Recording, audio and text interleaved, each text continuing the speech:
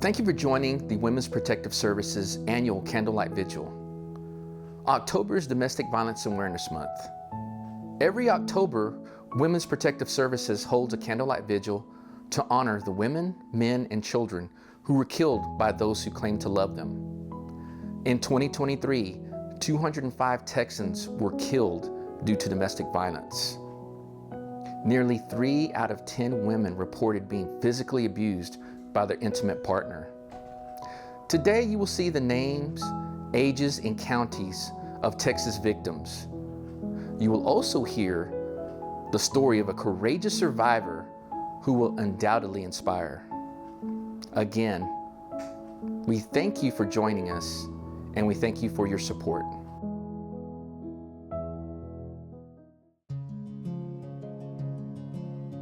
In 2014, I had gone to Vegas with my ex-boyfriend, and he lost his mind and assaulted me. When I came back, my best friend, her dad was a cop, and the first thing he did was give my dad a pamphlet and say, she needs to talk to somebody. Contact Women Protective Services. They have great services for her that can help with counseling, with anger management, boarding, because I lived with my abuser, and so we didn't know if I could get out of my lease. We didn't know if I could do any of those things, and so he gave a pamphlet to my dad, and I called immediately. It was tough in the fact that I felt so guilty. I had never experienced anything like this. I had never thought I would be somebody who had been involved in something like this.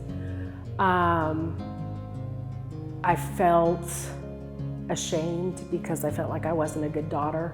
I wasn't a good sister or an aunt because I didn't protect my family from this evil that I had no clue he was this way. I mean, there were no signs.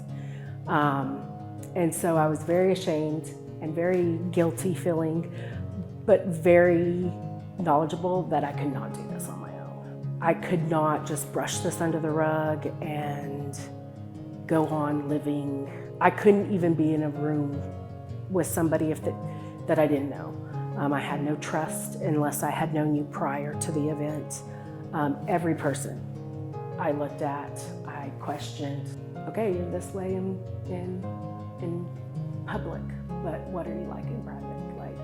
Because it just, 1 minute he was one way and literally flipped the switch in 30 minutes and tried to kill me. And so it was total distrust.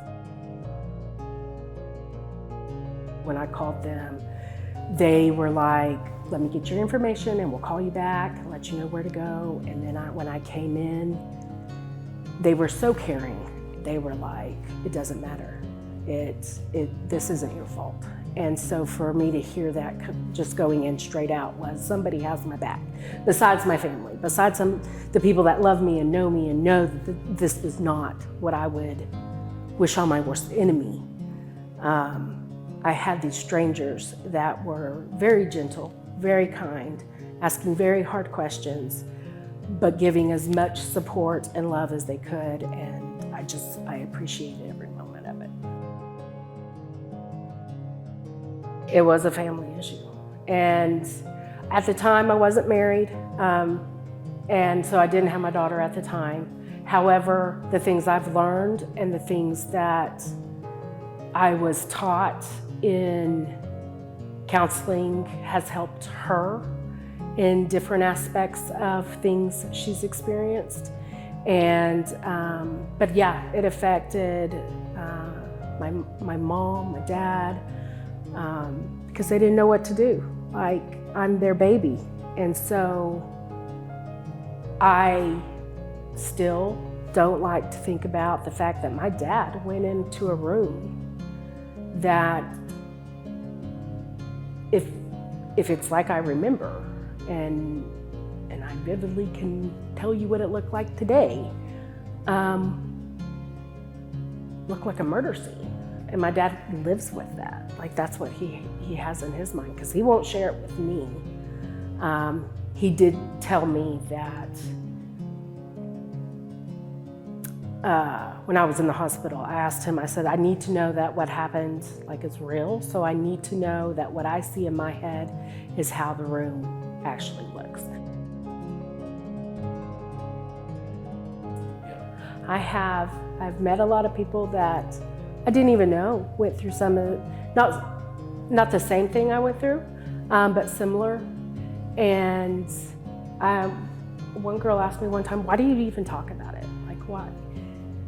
And if I don't, then I'm letting him win. And I'm not going to let him win. I am not going to give him the satisfaction of ever thinking that this took something from me and that he got to keep it. Because he doesn't deserve that.